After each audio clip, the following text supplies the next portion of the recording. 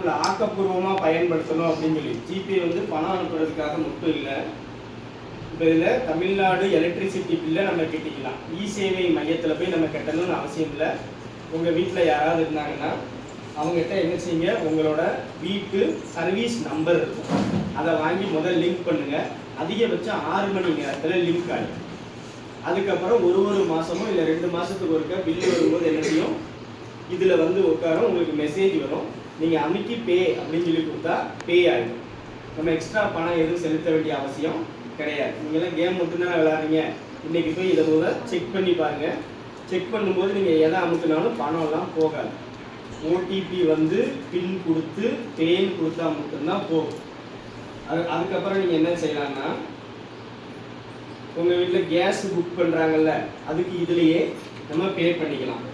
அது HP refill, Indane refill அப்படி சொல்லி காட்டும். அதை இதுலேயே கிரியேட் பண்ணி வச்சுக்கலாம். இன்னொன்று, உங்கள் வீட்டில் யார் யாரெல்லாம்